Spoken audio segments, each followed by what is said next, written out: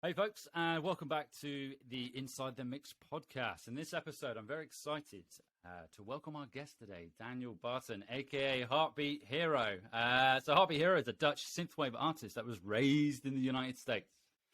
Plays tracks, trivia, and interviews over other synthwave artists, on the monthly synthwave podcast Heartbeat Hero Radio, which we're going to dig into later. He's going to share with us his sort of musical background, Heartbeat Hero Radio and that podcast and show, and some production stories behind a selection of Heartbeat Hero music. So, Heartbeat Hero, thank you for joining me today, and how are you? Thank you for having me on your show. I am very well, and it's bloody hot over here. It's really hot in the... Bloody's like what you say there, right? Yeah, it is. Yeah. That's it, man. Yeah, it is so hot. So at the time of this being recorded, so what is it, the 14th of August today, we are in the middle of a heat wave over here, and I think you're in the same. So it was 35 degrees in the UK yesterday and the day before, and we are not made for this weather. I don't know about you. I know it's the same over here. It was 34 degrees upstairs last night when I did the show, and it was really hot. And luckily, during the night, it started to cool down. I saw the temperature going down 1 degree, and just that 1 degree lowering of temperature was heavenly. It's amazing, isn't it? It's so crazy that I was having this conversation, and this probably shows my ignorance with regards to the weather and degrees and Fahrenheit, but just that fluctuation of a few degrees, and it renders you unable to do anything. It's ridiculous. I just sat there just sweating. I was working on some music a couple of days ago, and all I was moving was my hand and the mouse, and there was just beads of sweat just dripping down me. I'm sure the audience are loving this idea of that. I just hop in the shower, put some cold water on me, and then run back upstairs and just sit there wet. And I mean, the water really cools you down. Yeah, that's not a bad shout. I'll just come back in. Just because the shower for the studio where I do the podcast is literally just over there, so I could just like nip out. Perfect. You say I need to take a bathroom break, and then you come back all wet. yeah. It went slightly wrong. yeah. Well, that's Picture that one, audience. Picture that one for you. I'm sure you've seen. You know the scene from Ace Ventura? Yeah. Where he's in the shower. Yeah, you know what? I've got a list of because I've been moving into like doing these meme stuff. I know you saw one with the Ace Ventura one, and that is on my list. That shower scene. I'm thinking, how can I associate that with music? I'm fairly certain there's a way you could do it. And there we go. That is the exact one. So we'll do that. So yeah, a big thank you for joining me on this today. I know we've been talking for a while, and I was on the radio show last October as well, which was great. And we're going to dig into the radio show. So the audience listening, if they haven't heard it, you can talk a bit about that. But what I'd like to cover first is just a bit of your background, really. So so you, as an individual, as an artist, as a musician, where did it all begin? I mean, what inspired you to be a musician? Where did it all start? What inspired me to be... So I was already musically inclined, singing at a young age, singing at school. I was in the choir at school. I went to church when I lived in the States, so we sang every Sunday and Tuesday night.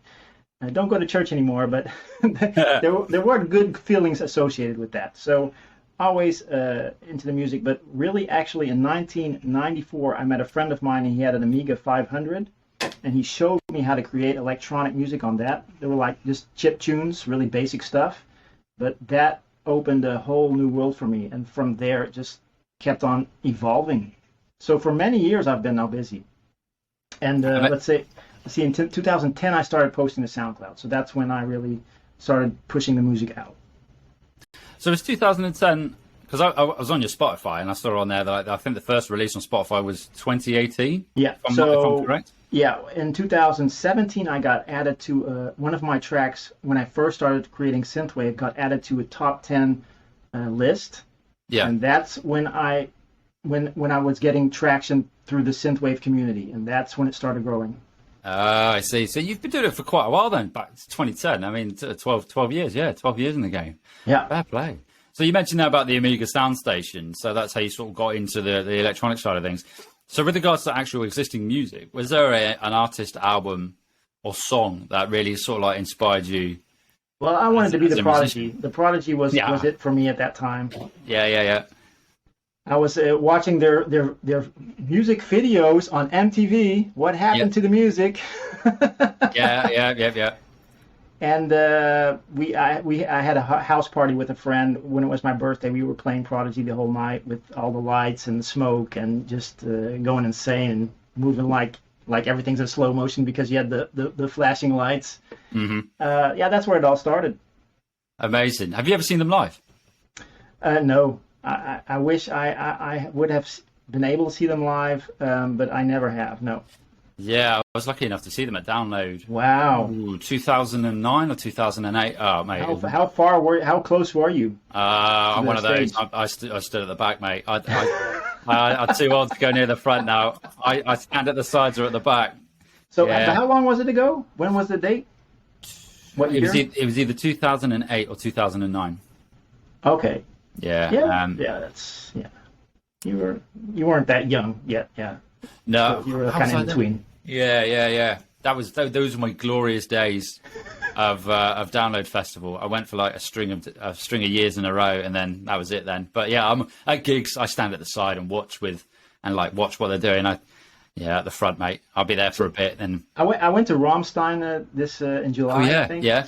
And we were like in the middle, and it was my first. I never go to these big concert things, but my friend convinced me, and it's great music. So we sat in the middle, and then I went to pee halfway through because I just was waiting so long, and I just really couldn't hold it anymore.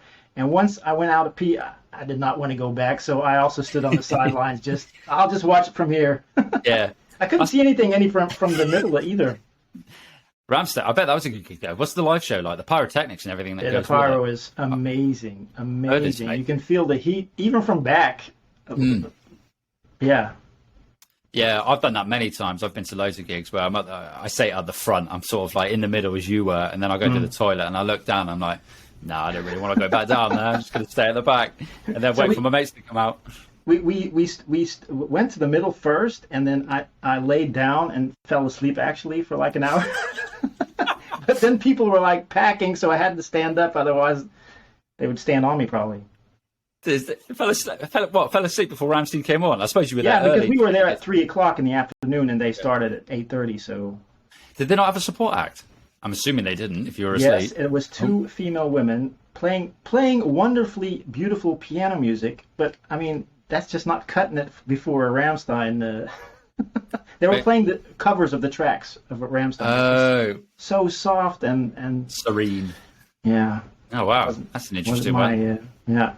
Yeah, no, that's amazing. It's the Prodigy and Liam Howlett as well as a producer. It's fantastic. I haven't done it for ages, but I know he uses Ableton, or he did use Ableton. I like to go in and see how they like construct how he puts it all together. There's one song in particular, I can't remember what it is now. It might be Smack My Where Bitch did Up. you find that? Did you see it on YouTube or? Yeah, it was on YouTube. I'll send you a link to it actually. Oh, definitely. It's really, really good. How he took the sample. I think it's Smack My Bitch Up. And he took the sample and how they put it all together. It's I might incredible. have seen that one actually. Yeah, Now I'm it's so thinking about good. it. I'll make a note now, so I'll send it to you. Yeah, he is amazing, and but also the energy that the other guys just dancing wise, because they had like the Running Man they were doing back in the day, and I always try to do that as well. We had these white suits that we made for the birthday party I had back then. It was amazing. Great stuff. It's amazing. So that's great to hear that the Prodigy were an influence. Fantastic live act and fantastic producers as well. So if we move on now to like Heartbeat Wait, Hero. just 1 minute. Just Yeah, one yeah, minute. of course. Yeah. I mean, I can't just talk to talk. I mean, I got the stuff, Yeah, man, but- on CD. There you go. CDs. Yeah. Fat of the Land. I think that was my favourite one. I'm sure Fat of the Land is a Prodigy album. Have you got that one? No, I don't have it. But that's the one with Smack My Bitch Up, I think. Yeah, But this is the one that really started out. This was such a different sound and kind of the drum and bass sound that was really popular at the time. Just every track on this is amazing. Fantastic stuff. I've just realised there as well. Have you got Audio Technica headphones? Yeah. Yeah. Are they the MTX Marquise 50s? Brown, he does the tech stuff. He does all the phones and stuff. Yeah. Or I think that's his channel's name. HD MB, something like that. Yeah. And he said that these were the best headphones to really neutral. They didn't have too much bass or too much high end. It was just like really neutral. Yeah, they're great, man. The exact same ones I'm wearing here. So yeah, there we go. Great minds think alike. I like that. Fantastic stuff. Shout out to all your Technica headphones there. Definitely. Yeah, man. So yeah, going back to the creation and sort of the start of Yes. Heartbeat Hero. My first one is the name. Where did the name come from? So I had a few different names. I used to have Goober because I also did a comic strip, and I kind of combined those. And then so Goober was my first artist name.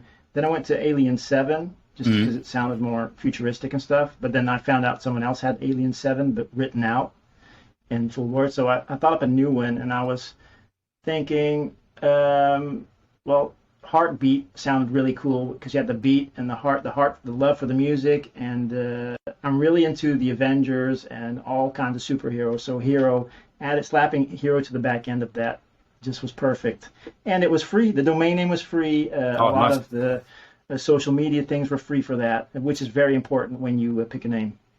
Yeah, definitely, and it's quite nice. It nicely transitions into the radio show name as well, which we'll come on to in a minute. So, with regards to your music, then, so you mentioned 2010 that you sort of put out the music on SoundCloud. Did you have an initial goal for the music, or was it just like you're going to create music and see what happens? So a friend of mine, so I had my best friend. He introduced me to the Amiga, and another friend of mine, he had a little bit more money, so he was able to buy synthesizers and mixers and stuff like that. And I was really intrigued by that. I was thinking, like, how amazing would it be that when I'm retired, Yeah. I'm gonna be able to afford those synthesizers just make this music in my free time, and then hopefully one day perform on like in a small venue. And that was like my dream. But I was noticing when I was doing the comic strip that the music I was putting out on SoundCloud was getting more traction than the comic strips I was putting online. And the comic strips was really stressing me out because I was putting out once a week, and the music just kind of flowed out automatically. And at one point, after 5 years of doing the comics and also a webcomic show where I interviewed other comic artists, it was called the Webcomic Show. I just kind of burned out from doing that, and just said I'm stopping with that and just focusing on the music, and that's where I put all my focus on. Cool. So the comic there, what made you? When you say comic show, are you a what's the word? Cartoonist? Could you do the animations? Are you creating animations? Oh my god, that's totally wrong. Animation. It was a comic, so it was just like a static. Oh, okay. Like a three-panel comic. I have done some animations as well, but that takes up way too much time. And to promote the comic, I started the webcomic show, just like Heartbeat Hero Radio. Yeah. To promote the music.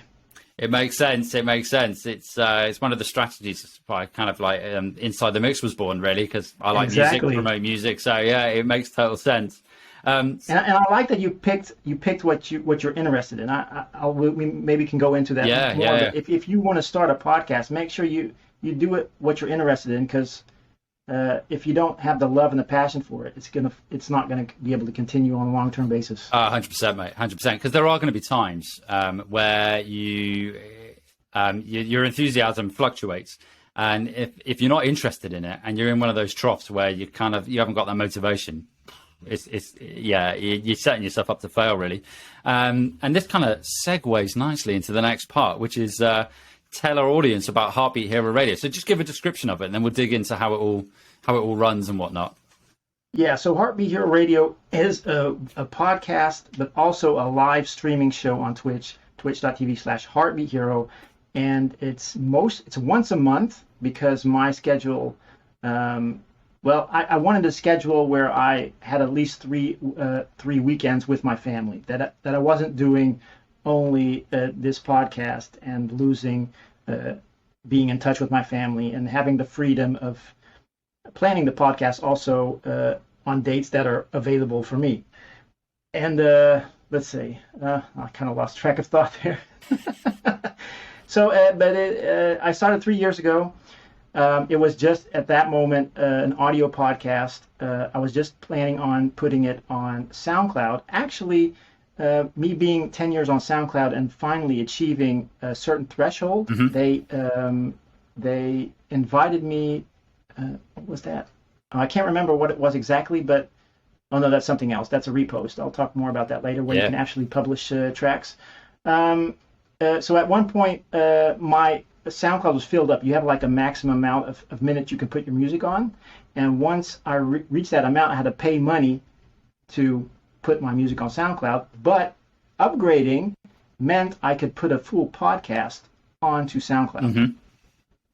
And that gave me the opportunity to create the podcast as well. So it was kind of like slowly building up my music and then finally being able to, kind of putting down the money so I could continue my hobby. And it gave me a new opportunity to create the show. So I started out just having the audio show, streaming it through Twitch, getting so people could so I could get some feedback. Yeah. Just the Twitch chat's really nice, so you can get feedback on the music, what people like, what people don't like. That was 3 years ago, and it's been growing ever since. And I love doing it. Was that a short answer? No, that's brilliant. No, that's great. So for the audience, it is so it's a live event, isn't it? And you can join in the chat. And what's really great about it is you're sort of not static sat there, are you? I've seen you live when you're doing it, and you're moving about, you're getting involved with the music and stuff, and it's quite a visual experience as well as an audio experience, which is great. And you also have so you have individuals come onto the show, because I've been on there. I've been privileged to be on there on a Halloween show, and there was a quiz, which was good fun. So you kind of mix it up with the different content as well. So with regards to that, mix it up with content. Do you think that's what keeps it fresh and interesting, rather than just doing music all the time? Yes, definitely. And what I was noticing from the first times I was doing it, I was getting burnt out after 2 hours of just playing music. Mm-hmm. So what I do now, this is the format. The first 30 minutes is me interacting with the chat, dancing to the music, and like picking some of the best tracks and putting it up front in the show. Then I have like a little break for myself. I do a half hour of a pre-recorded show just to give myself enough time to go downstairs, have a drink, walk around. Otherwise, I'm sitting for 3.5 hours in a chair, and that kills my back. And after that, I do like a half hour interview. And what I learned from the webcomic show was that the interviews of 2 hours long, they were boring me. It was just too long of the same thing, and I really needed that. Ask a few questions, and then go to music. That really helped me in because I'm an introvert, so it takes a lot of energy out of me to be social. So that's why the show is perfect.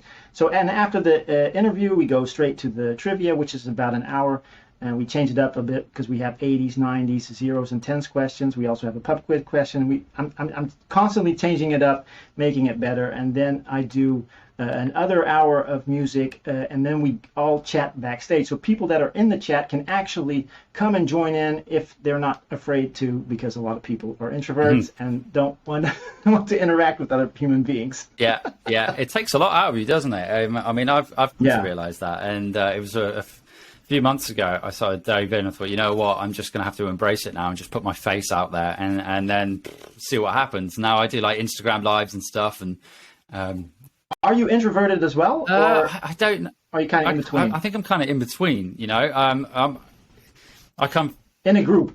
In a group, are you like the main person that's telling the group everything to do, or are you like more laid back? I don't know. I'm probably nearer the top there, so maybe I'm less introverted. Yeah, probably.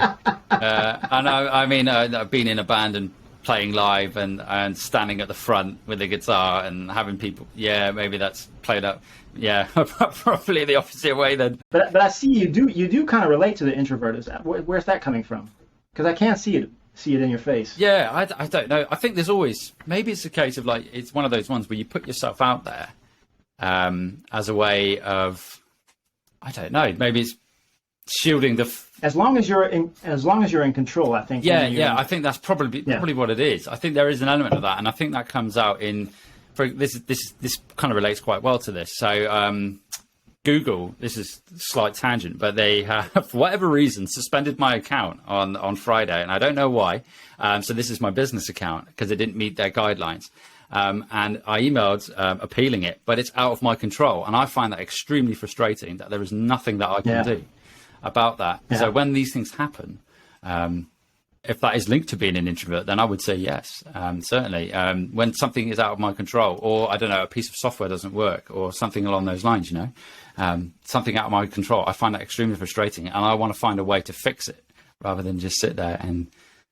So you are like when you're in a group, you are kind of the head guy, but is that only with people that you know really well, or can that also be? Yeah, that took a lot of work. So with regards to that, it's only now.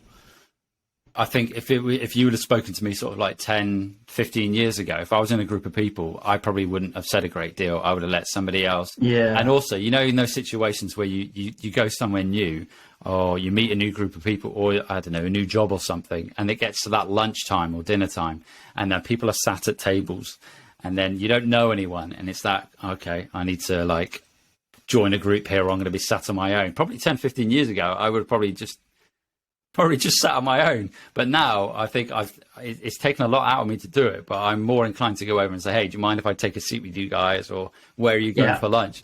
And it took a lot of work to get to that stage. So, and I think with the public speaking as well, I'm a trained teacher. So I'm used to talking in front of people, but that took a lot out of me. I remember in my teens, I'd be petrified of standing in front of someone and talking, absolutely petrified. So what kind of curriculum do you teach? Music. I did. Oh, cool. I did. I don't anymore. I got out of the teaching games. It was, it's great. It's very rewarding, but it's a lot of hard work. Very, very hard. I watched one of your Instagram things, and I think it was you saying that sometimes it's like talking into a screen, like a bunch of blank faces. Yeah. It is exactly that. Like, because when I do the Instagram lives, I'm just talking. It's like I'm talking to myself.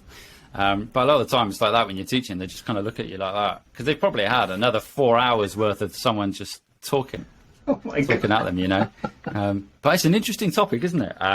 Being extrovert and introvert, because I think depending on the situation, I probably fluctuate between the two, depending on where I'm at. I think with the podcast and music and social media, that's your passion. It gives me, and because you're passionate about it, and I'm more inclined to just want to do it. Whereas if it's something I'm a bit unsure of, or my knowledge is a bit sketchy, I'll probably take a back seat.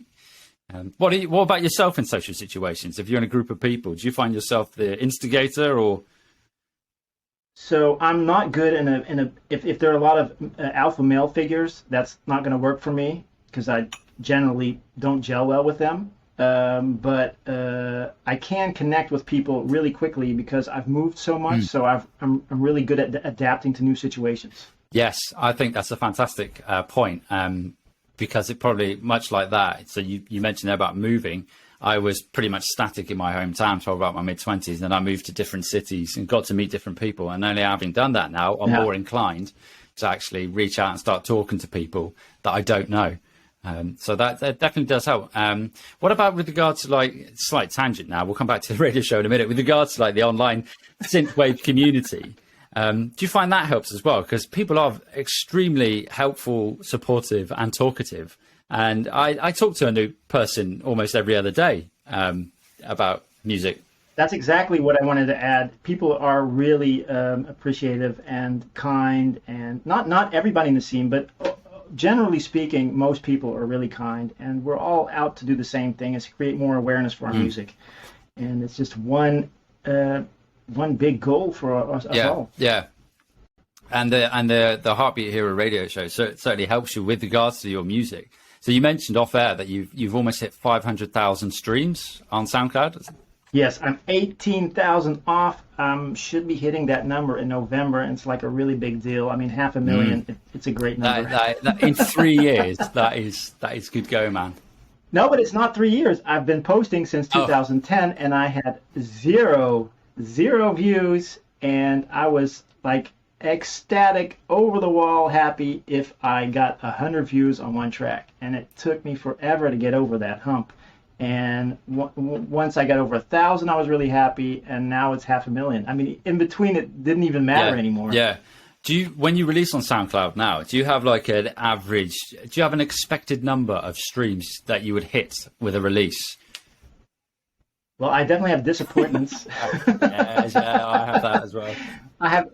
So let's just have. I'm gonna look. An expected, if it hits 1,050 likes, then I put it on Spotify. So then I know it's just a good track, and So my latest track is doing actually really well. It has 97 or 79 likes and 1,000 over 1,000 views, and it's 15 days ago. So that one is doing really well. But I also have tracks like let's see, the Breakfast Club. It only got 264. But back in the day, I would have been really happy with that. I like that workflow that you put it on SoundCloud first, like an acid test before you put it onto Spotify. I never considered doing that. I think that's a good way to do it. I do put like demos and like rough masters on there and share that with people to get feedback. But I never actually considered sticking on SoundCloud first.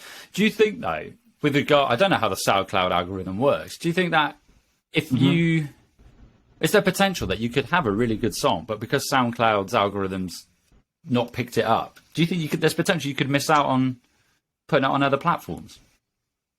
Yeah, well, that's where you bring out an album on Bandcamp and hope that people will pick up that one track that they haven't heard on SoundCloud because it wasn't in the right algorithm. Or you put it on, I mean, you got to put it everywhere. You got to put it on Instagram, TikTok. You got to put it everywhere. Eventually, if you believe it. Yeah, I totally agree. And it's a time-consuming process. But it's interesting you mentioned there about put it on SoundCloud first. And content, because you put out a fair amount of content on social medias, and it's quite a mixed variety as well.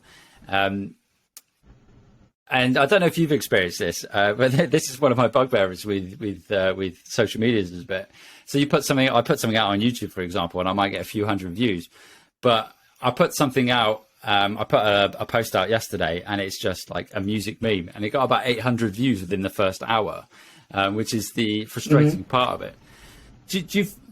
Well, that's all about the algorithm. Do you find that happens a lot with your content? Is there particular content that you put out that is more engaging than other content? Yeah, if it's a stupid Instagram video where I'm just dumb, it'll do better than all other stuff I put out. It's crazy. Yeah, it's just a fact. But it's helping. I mean, it's bringing in new viewers. It's bringing new people in that would normally never consider your content. Yeah, and it's something that I've embraced these past couple of weeks. And I thought, because I've listened to podcasts and I've spoken to other engineers, and you look at what other people are doing, and I don't want to mirror what everyone else is doing, but I'm thinking, you know what, they're putting out this content that is, I don't know, 9-10 seconds, and it is pretty stupid stuff that they're doing, but they're getting this crazy engagement. I'm thinking, well, I'm just going to have to jump on this bandwagon and see if it works.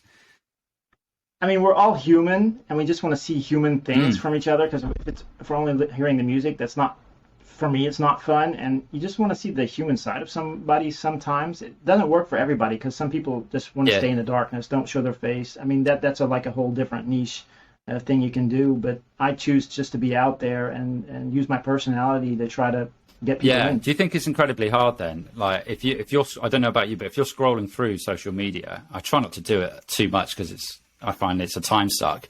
But if you see a video, I think it takes quite a lot for a music video. If it's just a video with music, for me to stop and listen to it, unless I know the individual and I know the artist and I'm connected to them. Otherwise, I think. Well, there's your first thing. You want to connect to them, so you make few dumb videos, connected. Yeah, exactly. And then you hook them in with a track. For the audience, I'm throwing out my fishing rod there, and you reel them in, sort of thing. But it's tough, isn't it? I had this conversation with someone the other day about how just putting your face out there and just getting over it, and which is easy for me to say. And it's only tough if it depends on what you want from it. I mean, if you're having a good time doing it, then it's not tough because you're just having a good time. You don't have any expectations. You don't want to make $1 million. You're not. I think a lot of people want to be dependent on generating income from music so that they don't have to work anymore. And that's kind of the frustrating part. Just the perspective on why you're doing it. I definitely agree with that. I definitely agree. So. I'm aware of time because we haven't even got onto the music side of things yet, and we're half an hour in. I told you this has happened. I have all day. I don't know if you have all day, though. But what's the temperature like where you are at the moment? Yeah, I'm sweating my balls off, but I'm pretty good. I'm pretty good. You want to take a break? We can take a break if you want. We'll press on. Unless it gets too much, just let me know. We'll have a quick break. All right. I'm good. I'm having a good time. I got my root beer here, so I'm good. I'll spritz myself another time. Here we go. Oh. I did have one of those in here, but I got rid of it. It was from my pot plant that was in the corner. It's very. Otherwise, we'll jump like Jim Carrey in the shower and cool off. Oh, I love the Jim Carrey references, man. Ace Ventura, what a film. I have on my show. I say, now I'm forgetting it, of course. Alrighty then. Let's get the show on the road. That is from Jim Carrey. The Alrighty. Out of then. the two, which one's your favorite? When Nature Calls or the first one? Yeah, the first totally one. agree with you there. When Nature Calls is all right, but the first one for me is stellar. Yeah, absolutely. Well, it was just so new for the time. And the second one, I think the storyline just wasn't as good. Yeah. And I always remember the first one for the scene where he goes to visit his friend. New England clam chowder was the password, and he goes into it's a Cannibal Corpse concert, and he's there and they're playing. I don't know if you remember that bit, and he's jumping in the crowd. Yeah, that's in the first one. Yeah. He's at the Cannibal Corpse are playing on stage. Once again, I will send you the link to this, and we can. So who is? I don't know who Cannibal Corpse is. My bad. They're basically they are a death metal band. But they weren't playing death metal during that. Yeah. They were. It was like really relaxing music when he was there. No. I need to send you this link, and you'll see what I mean. I'll send it to you. Okay. But my last question before we move on to your music side of things is Heartbeat Hero Radio. So you mentioned earlier that it helps with regards to the promotion of your music.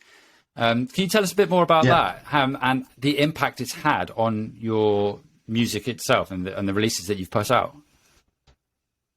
Well, when I started at Soundcloud, to get people to listen to your track 100 times, the thing you got to do is find people that have the same amount of followers you have, the same type of music you have, music that you enjoy.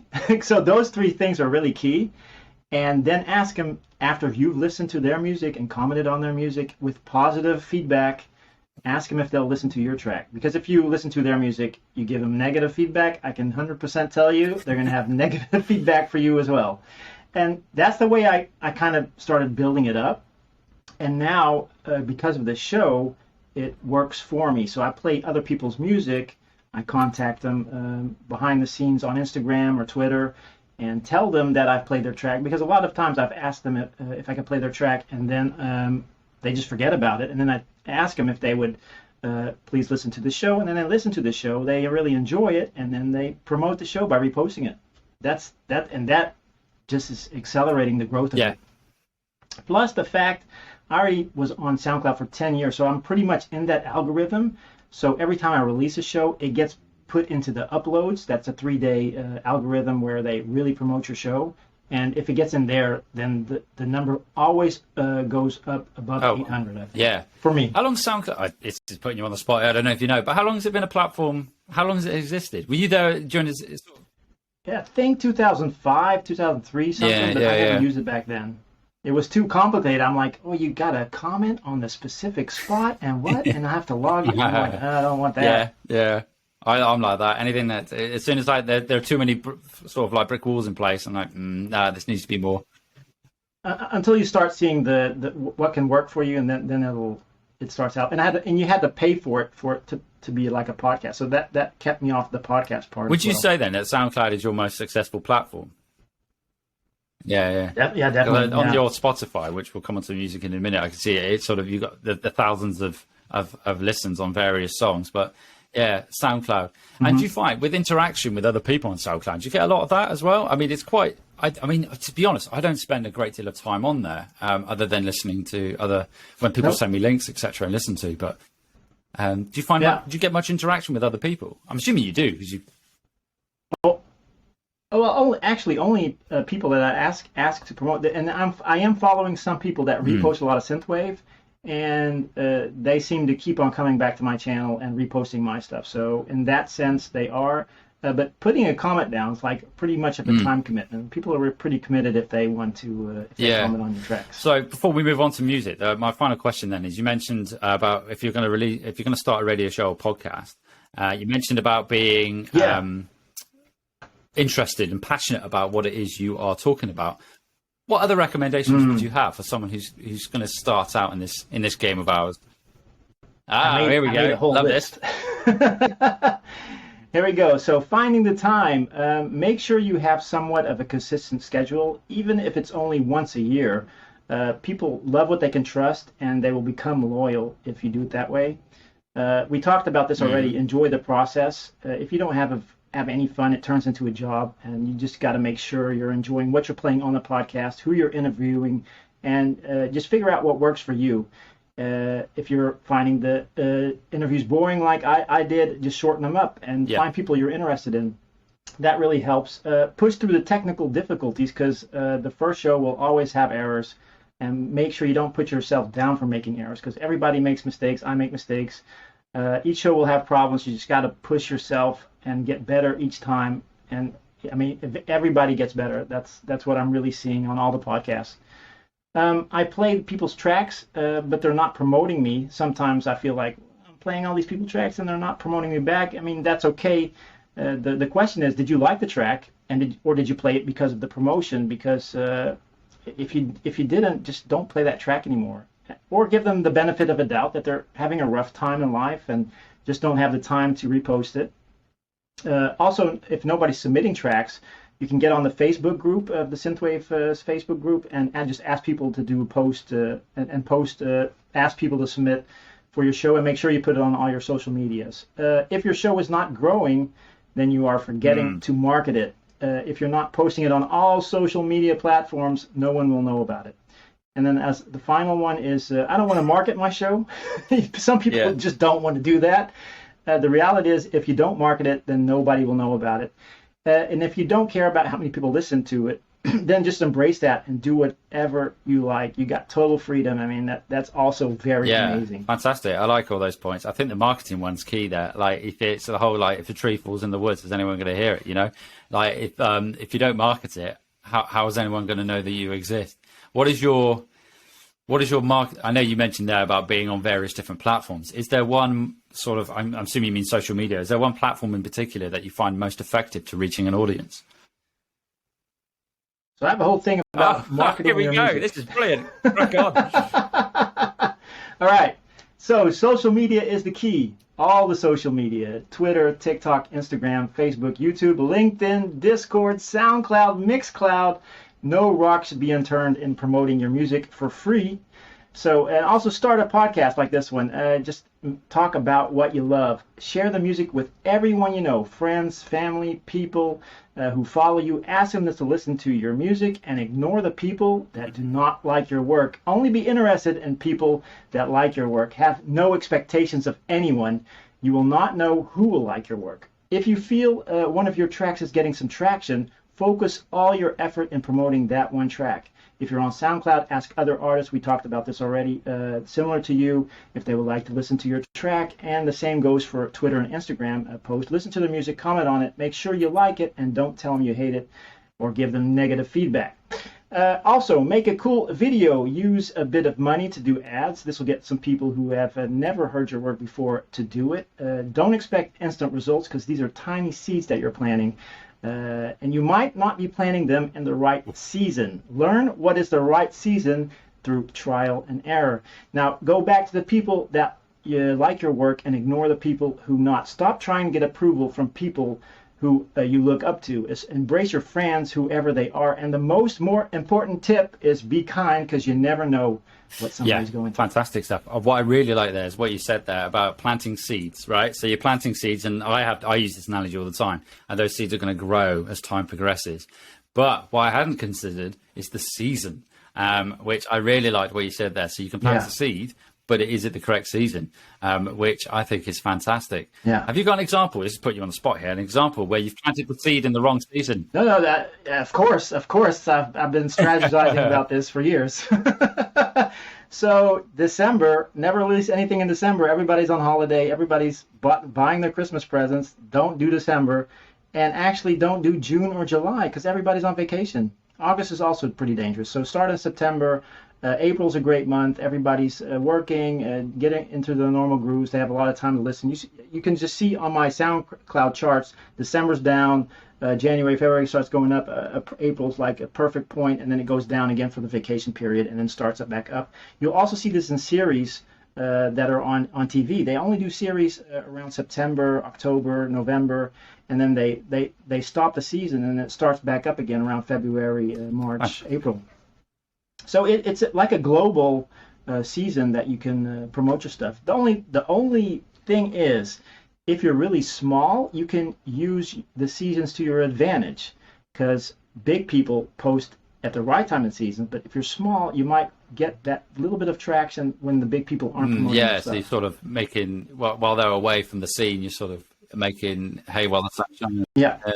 So it depends on how big you are and what. No, I really like that. And those peaks and troughs that you mentioned there with regards to the seasons, and I noticed it myself because I do sort of mixing and mastering for people, and I know that the summer months are quite quiet.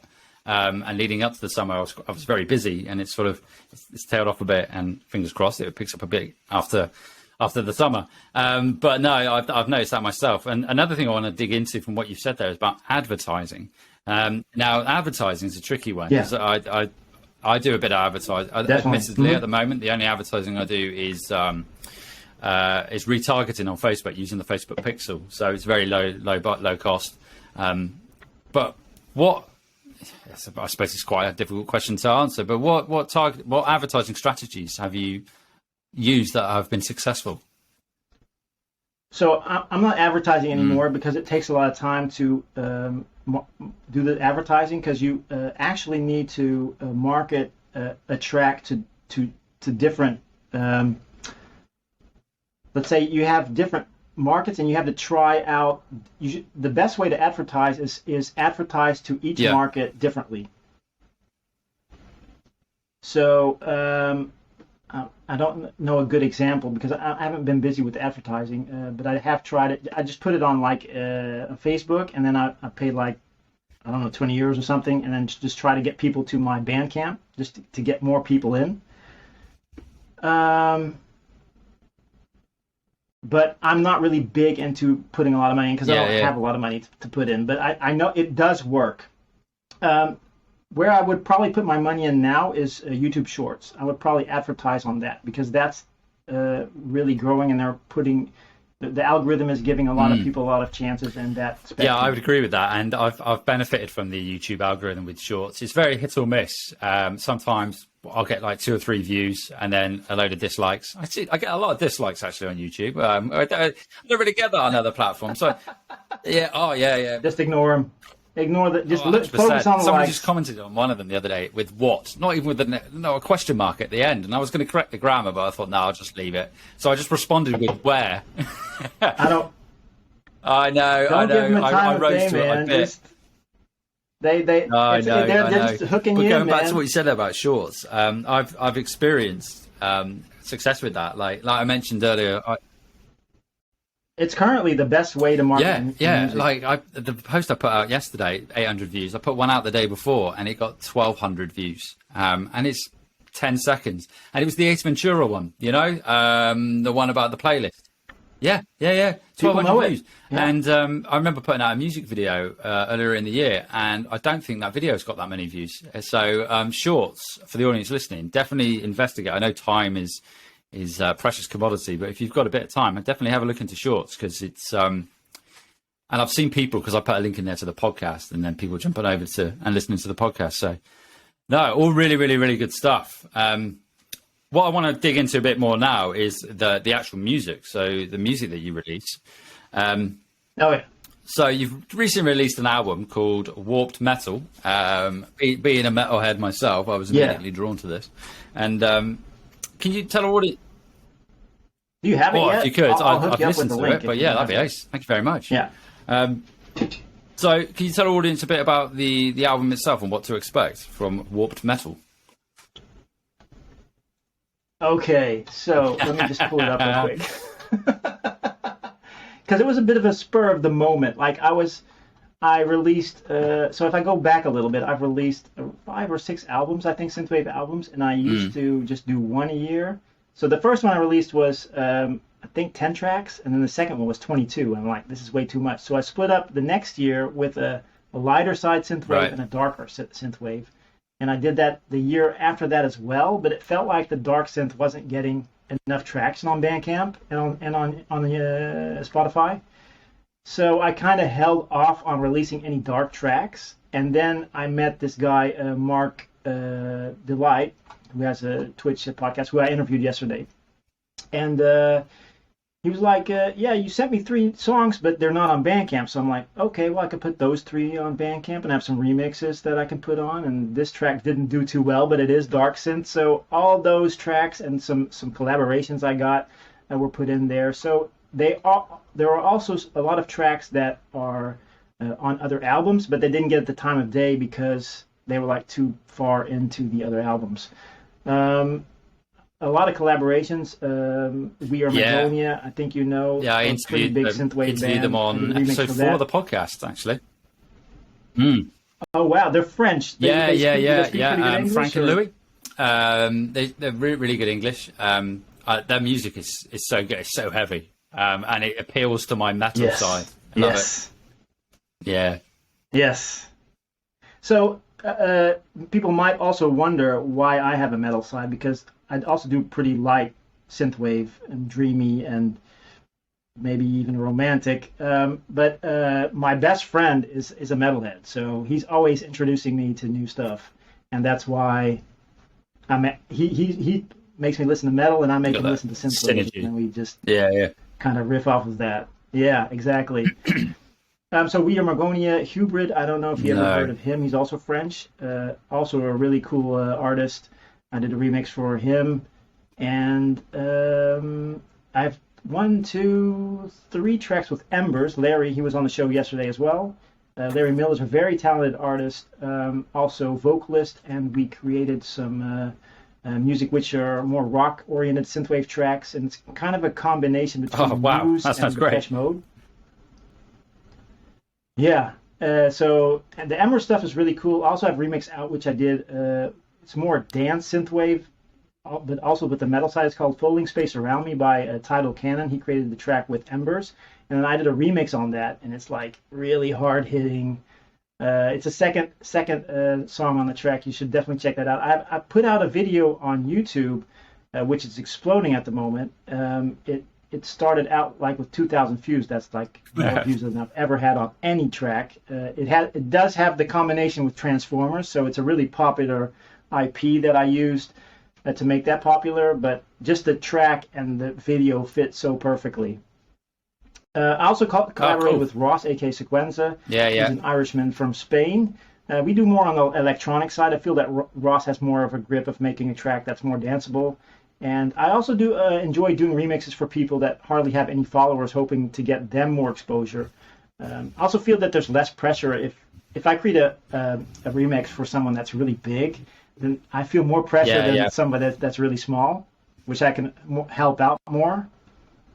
And I created a remix for you, man. That was also a great opportunity, a wonderful voice, and I love the bass line that you put in that track. And I was expecting more from that track, actually. I mean, I look at my track. stats, and it gets regular listens, and I love it. It's a great song.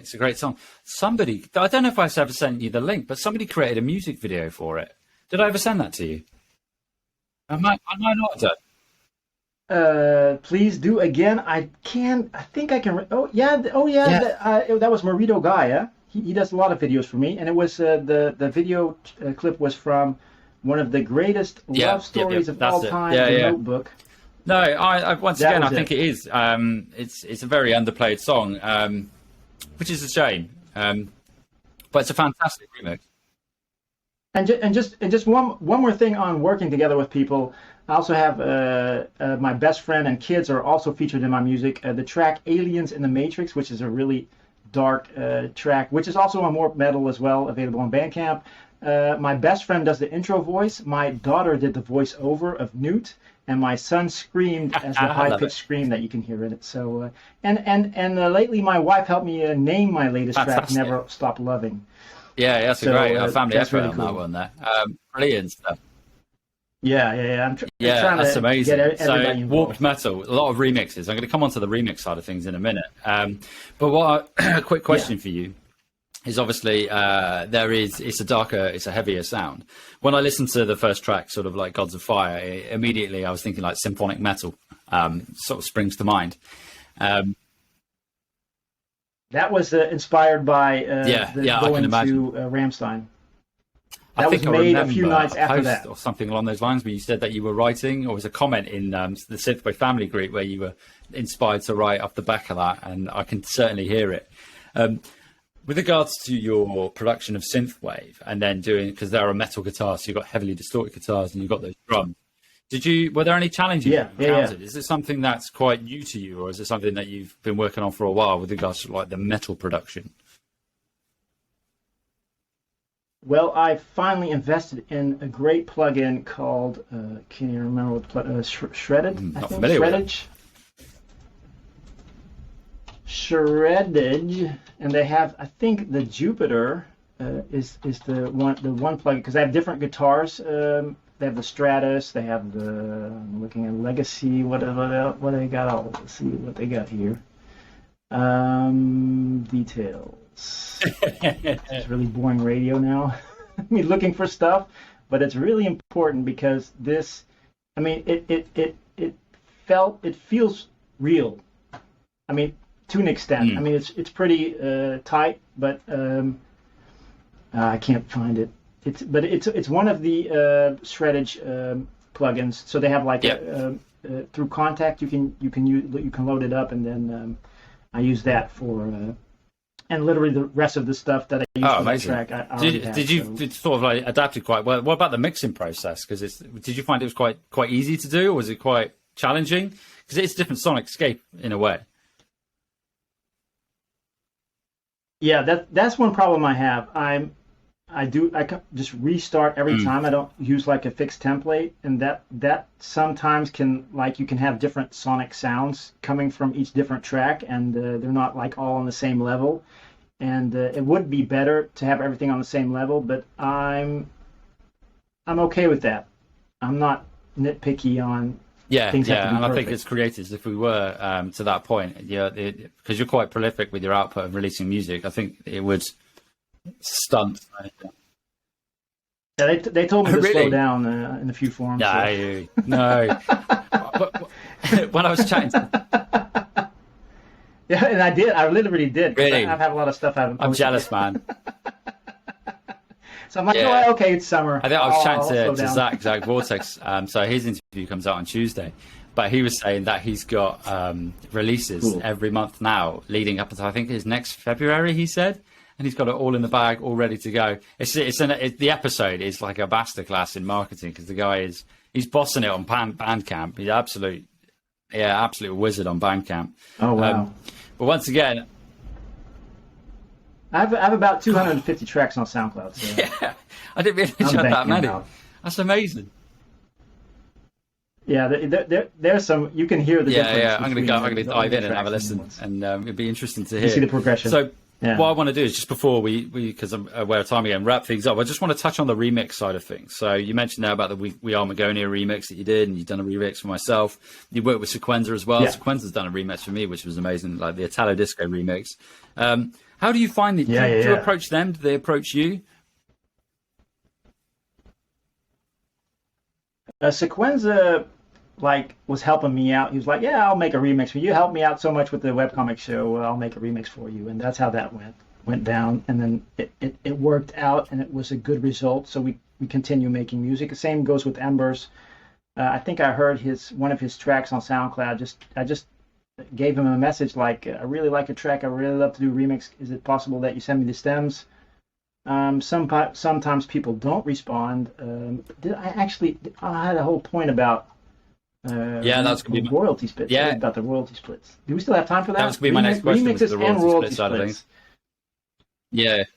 Okay, so we'll get to that. Just hitting people up, and again, I do enjoy more hitting people up that have like a really low count, because I don't feel any pressure, and creatively that helps me. What is the biggest challenge with remixing, if there is? The biggest challenge is if the remix doesn't work, I just don't respond. It's kind of, I don't know, it doesn't feel right, but also sometimes not responding to people, I find personally, if someone doesn't respond, I'd rather have that than they give me the bad news. So I can always have hope. Well, like no news is good news in a way. Yeah, I kind of feel that's the best way to Yeah, interesting. communicate that, Yeah, or lack or of, not yeah. communicate that. So royalty splits then. So you mentioned, I know you mentioned this off air, and you wanted to have a quick chat about royalty splits. Yeah, What is your process with regards to this then? yeah. How do you work the royalty splits out on a remix? So for me, it's 50-50. It's if you add like one note to a track, for me it's 50-50 because that new track is it's something I would never have been able to create. So for me it's 50-50, but not everybody's that way. I have people that will not allow me to create a remix. I have people that say they want 100% ownership of that remix. Then I people that agree with the 50%, and then with you, I've split it three ways. And then I have people that don't even want anything because it's just too much of a hassle because they have to give me their personal information and they just don't want to touch that part of the thing. But the split only became available for me for the last few years. Once you hit like I think 100,000 views on SoundCloud, then you get an invite to be part of that process. Yeah, yeah. I don't know if it's still that way, but at that time, and it's just uploading the image. You upload the WAV file. You have a lot of different things. You know Shazam, where you press a button, and that's with the SoundCloud repost. They have that in there. I believe it also shows up on TikTok and also, not on TikTok, but on Instagram. So if you search for a music element, then you can add that to your TikTok post. Instagram. So many things. And yeah, so I mean, I do get if people don't let me make their music, and I also get if people want 100% of their work. I mean, if they're really big, they can probably do that because I would just be glad enough to have that exposure. Yeah, so that's pretty much what the different things are that I encountered. You mentioned there about SoundCloud. Do you use SoundCloud as like your aggregator then? Do you upload to SoundCloud and then SoundCloud distributes to the various music platforms? Do they offer that as a service? I think they do. Yes, they do, but it is a different. The repost is a different service. It's not. It can be connected to your SoundCloud, but that's an option. Yeah, I mean, remixes is something I'd like to get more. It's a time commitment as well. It's one of those ones where I feel like I was doing someone a disservice if I said I could do it, and I was lacking the time. How, on average, with a remix, how long would you say it takes for you to complete a remix? Answer that one first. How long would it take for you to complete a remix? That's fair play. And my next question was going to be, have you ever started a remix, got so far through and then thought, you know what, this isn't working? How do you approach that situation with the artist? Do you message them and just say, you know what, I've given it a go? Yeah. Or is this... No, because I have, and this is like, I have done 2 years over a remix. I remixed it 3 times, and the third one was perfect. Yeah. I just kept coming back to it. It kept pulling me back, and eventually I hit it. So saying to someone it's just not working, I mean, if they message me, how's it going? I will say, well, it just didn't work. I mean, if they like really want the feedback, then I'll give it to them, but I'm not going to do it. I don't know. It doesn't feel totally correct, but it's the way I would prefer to be. That's how I like. I could try to communicate with people. Yeah, I think it's a good life lesson, really, isn't it? It's like treat others how you like to be treated, and I think communication comes into that as well. And it goes back to what you said earlier about posting comments and stuff. Like, if you're positive, that will be then reciprocated. If you're negative, then and most bad news travels unfortunately further than good news in the world that we live in, unfortunately. Exactly. So what I'd like to do now is, I know there's probably a lot more that we could continue chatting about, so it'd be good to get you on again next year. What does the future hold for you as an artist and the radio show? What have we got coming up? So for the radio show, let's just pull up the guest list. Oh yes, I'm looking forward to that. I know you're in it. Let's see. I actually have to look for it now. Let me go to my Google Docs and then say guest on the show. There we go. All right, and future guests. So in September, I'm hoping to have somebody on, but I haven't asked them if they've confirmed yet, so I cannot talk about that. Then we have a Halloween show in October. Yeah. And then in November, I have you planned in. Now, I don't know the dates, so it's always the question if the person that I want to invite is able to come. So that could change last minute. And then December, we always do a Christmas show with the Retro Crew. So that's amazing. Jefferson Rift, Hot Heels, and wonderful. Ozone. So it's going to keep continuing. I want to do a ladies' night in January where I only have females on the show, and I'm trying to get a Massive Berlin on the show. They couldn't make it in August, so hopefully next year. And what about music? A lot of people plan for next year.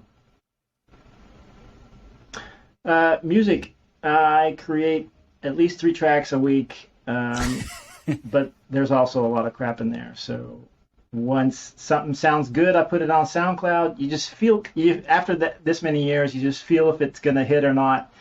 And put it on SoundCloud if it does more than 50 likes. And I like that idea. I might start trialing that myself. I'm going to give that a go, and then trial it on there. I think somebody said that to me. It is a conversation I had on a podcast probably last year where they said they go through that work, very much similar to yours, whereby they write loads and loads of songs, and they sort of like, it's a way of filtering out the crap and then put it on like SoundCloud, and then if it does well, post it onto the platforms. And maybe I'm missing a trick. I know that Damocles, he has like a committee, a music committee. He sends his music to these specific people, I love that and idea. They determine if it's going to be put on. It's good. So I send my tunes out to people for feedback, but I love the idea of a committee. That's. Yeah, well, the dangerous part is if you keep on sending your music to people that you know, is that there's too much of an objectiveness playing into that. Because people on SoundCloud are a lot of times people that have never heard music almost before. like positive bias, haven't you? If you're sending it to people that you know, as much as you want to critique, and there's still going to be an element of, I know this person, I don't want to be overly, not that you're going to be harsh for the sake of it, but I mean, people that I know ask me what I think of their music, and I can't it's be a tricky one, isn't it? honest. So, where can our audience find you online? I know you mentioned all these social media platforms. I'm going to put all these links in the show notes, in the episode notes to this as well, so they can go and find you. So the main thing I'm on is SoundCloud. So soundcloud.com/heartbeathero. That's also where the show is hosted, but the Heartbeat Hero Radio is hosted. You can find it on all podcast applications, so Spotify, iTunes, pretty much everywhere. And what I do is I have the Twitch show on, so twitch.tv/heartbeathero is where the show is live, and they're changing per 1 September 2022 that it's only going to be online for 7 days. It used to be 3 weeks, so it'll only be online for 7 days. I do download the show, but the audio version goes to SoundCloud a bit later. I do a bit editing on it because they're like yesterday something went wrong with the show, so I have to edit that out. And I'm mostly on Instagram, so if you hit me up on Instagram, but I'm everywhere. Yeah, omnipotent. But Instagram, I'm there the most. Fantastic stuff. I'll put those links in the show notes. So, Daniel, Heartbeat Hero, huge thank you for joining me today. It's been really, really good chatting about the various different platforms, marketing, and podcasts as well. Like I said, I've not had another podcast radio host on the show before, so it's really, really cool to have you on. So, yeah, a huge thank you for joining me today, and for not having the fan on as well, because I know it is bloody hot. It is bloody hot. Yeah, I'm sweating it. I'm jumping straight in the shower after this. So, no, a huge thanks, and I will speak to you soon. Cheers, bud. Thanks for having me on, Mark.